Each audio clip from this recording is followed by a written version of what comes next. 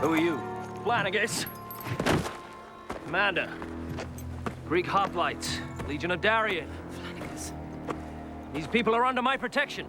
You're supposed to be at Corinth with the other Greek mercenaries. Now stand aside. I will not allow you to kill these people. Javelins! Stand down! Ready!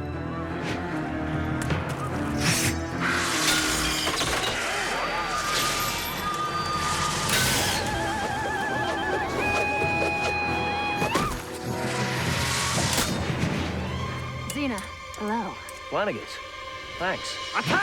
What's really great about all those episodes, though, is that we were able to rewrite history and actually tell it the way it really was. Right. And so I felt that that was important, you know, not only as entertainment, but also as education on part of the Xena episodes, that we were able to do that over the course of several seasons. We're all about truth, Correct. really, in the Xena camp. That's what it was all about. Pompey's being cautious. He knows my men are superior, so he's content to let a siege happen. Particularly Rob and Steve Sears were obsessed with Caesar. They they couldn't get enough of that. Yep. One of the things that I really liked about the fourth season was that we had a chance to play with the Caesar thread. We'd started the Caesar thread when we did Destiny. We introduced Caesar as being a past lover and a betrayer of Xena's. The history of Caesar is absolutely fascinating, and both myself, Rob Tappert, and R.J. Stewart just ate that stuff up. When we get into A Good Day, we're continuing now the triumvirate. Anybody who's studied Caesar and was watching Xena at the same time probably realized it was an exterior thread that we were following. At this point, when we pick up the Caesar story, this is when Pompey and Caesar are now in open warfare against each other. This is the Civil War of Rome. You know, we were just saying, okay, you know, we'll do Caesar, because, I mean, he dresses pretty much the same as the people in our stuff. And then, you know, Steve Sears, who was, you know, someone with a legitimate historical interest, said, well, you know, there's actually a discrepancy. And we went, huh, do we care? No, we don't care at all. Caesar doesn't make mistakes. There must be a reason. You know, it was all about what was a good story. Correct. And how we could make Xena rewrite history, because that was fun and funny. Yeah, that's right. Even if it isn't funny, it's still funny. It's still funny to us. And yeah. Caesar was hot, so you had to do that. Very, very hot. Now, tell me, what have you discovered? She's here, isn't she? I remember just reading this script, just going, you know, you read it and you close it and you go, you know, how is this ever going to be shot in 7 days? But once you get past that part of it, you know, it was dealing with, obviously, the scale of the battle, what Xena's trying to do, you know, because she's got quite a crafty little plot here. I need to ask you to do something. You must destroy your village. Destroy the village? Burn it, raze it to the ground. I think in the script it was, you know, one line, you know, the villagers burn the village to the ground. But I had built in, and a lot of it got cut. The thing I read into that is Xena just gave these people an order to, you know, burn their village. And how does she deal with that? And that was, nothing was really in the script about that.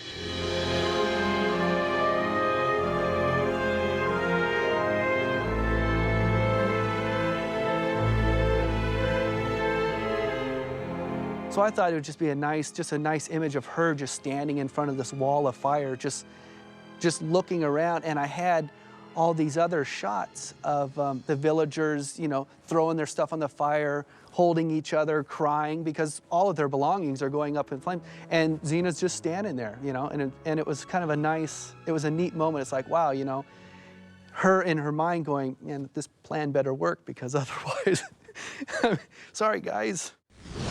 Gabrielle. Come with me.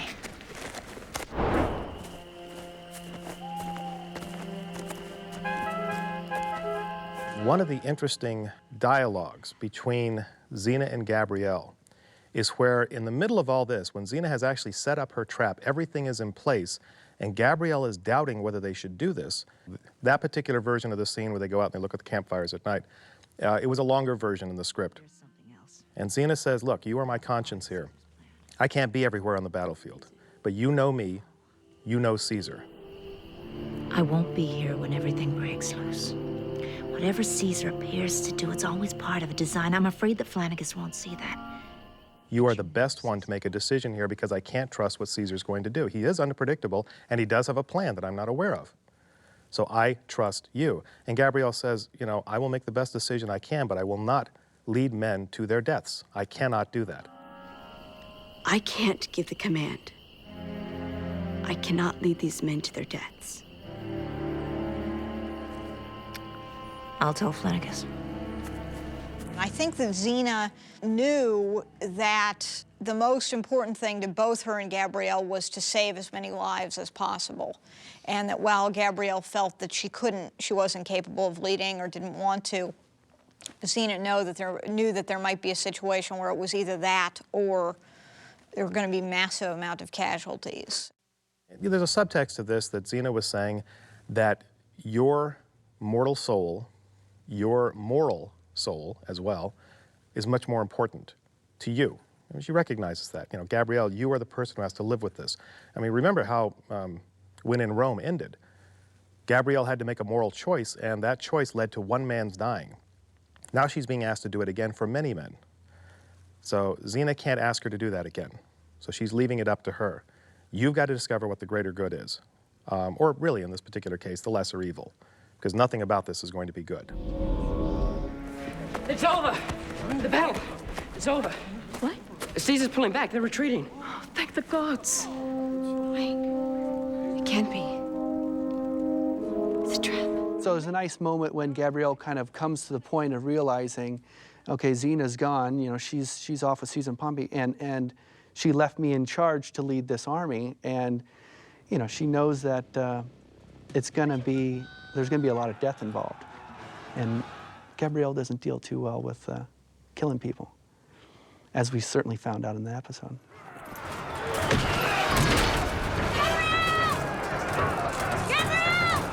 Once Xena kind of realizes that her plan is kind of backfiring and she knows the situation that she put Gabrielle in, and Flanagan and all the other soldiers, she just wades into this battle.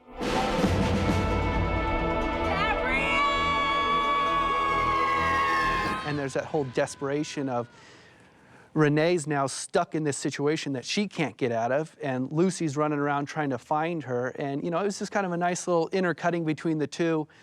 You know, Gabrielle just stands there at one point and just looks around and just witnesses the whole horrors of war.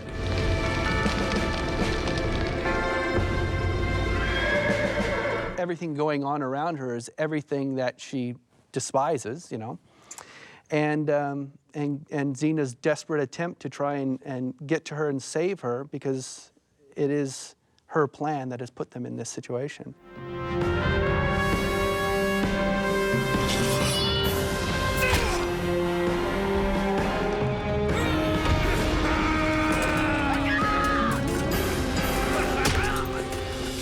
I certainly remember that we were taking very conscious steps to work towards her killing, and I think this was one of those steps throughout that season, certainly, because I don't think we can sort of say she never kills and then all of a sudden, you know, she's, Right. you know, hacking and slashing through.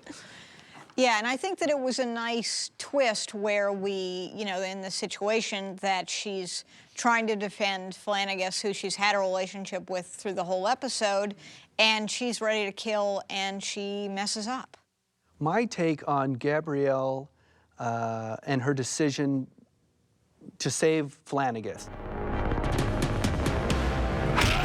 It was just a nice moment of, and I shot it slow motion, her picking up the javelin and looking, and Ren gave a nice look of, you know, okay, this is gonna be it sort of thing. And it's a great moment, so hopefully people are watching it going, oh, geez, she's actually gonna kill someone.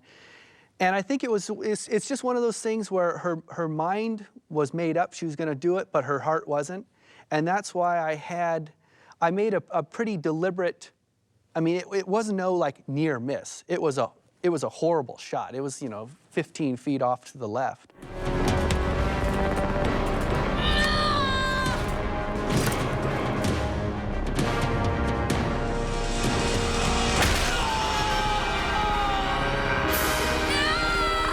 There's been a lot of discussion about whether Gabrielle actually missed with that javelin or whether she deliberately missed. You have to stop and think about it for a second. If she deliberately missed, why would she have thrown it in the first place? I mean, she wasn't throwing it to threaten the guy. She wasn't throwing it to say, ha-ha, I can throw a javelin. She was throwing it to try to kill him, to stop him from killing Flanagan. Earlier in the script, I'll refer back to the script, there was a point when Gabrielle uses her staff to actually knock down a javelin. I'd written that into the script. That shows that she's good with this. So when she picked up that javelin, there should have been no doubt in anybody's mind that she could have nailed this guy. So what happened? Why did she miss? If you talk to a lot of law enforcement professionals, people who have to carry weapons, or really the people who have to use those weapons, the first time they have an actual human being in their sights and they have to fire that weapon, there is an instinctive tendency to pull away. It's just the way we are. It's human nature.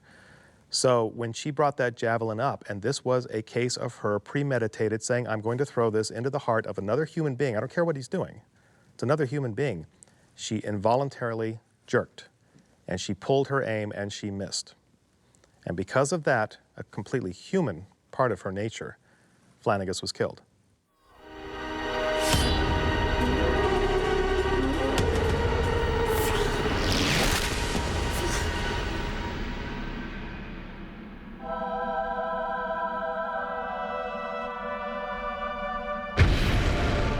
There was an interesting thing with the character Temecula. I borrow names from various sources, and Temecula is a town in California. That's where I got that from. Temecula represented a little bit of what Gabrielle was. And I was trying to do kind of a double layering of the relationship between Xena and Gabrielle. Xena was to Gabrielle, back in the first season, what Gabrielle was to Temecula. Temecula was this young kid who was caught up in this conflict, and here was this girl, Gabrielle, who seemed to know so much and seemed to be so savvy about war. Well, it's kind of a mirror. It's not identical, but it's a little bit of a mirror of what was going on with Gabrielle when Xena came out of the scene. So I was trying to play the fact that now Gabrielle is the one with the wisdom.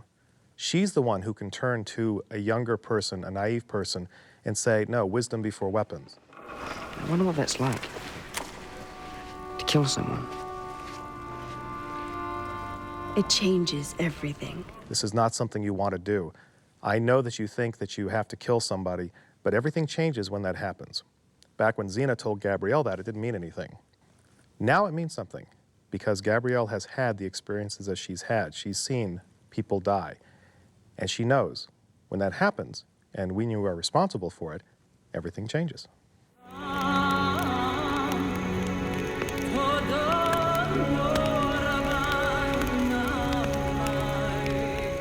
We spun the cameras on, and I think it was just them kind of feeding off each other. You'd have to ask Renee whether she went into that scene planning to cry or not, or if it just wasn't simply just the dialogue, just pulling that out of them, and Renee going over what we'd already shot and images of the battlefield.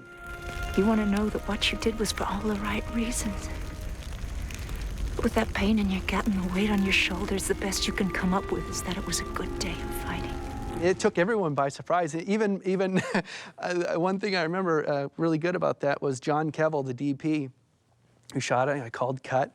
I looked over, and JC's coming up from the eyepiece, wiping a little tear. I said, JC, you getting a little misty over there? He's like, dude, that was pretty good. So that's always a good little barometer, you know, when someone like that who sees this stuff daily on a daily basis gets a little emotional. It's going to work. It was a good day fighting.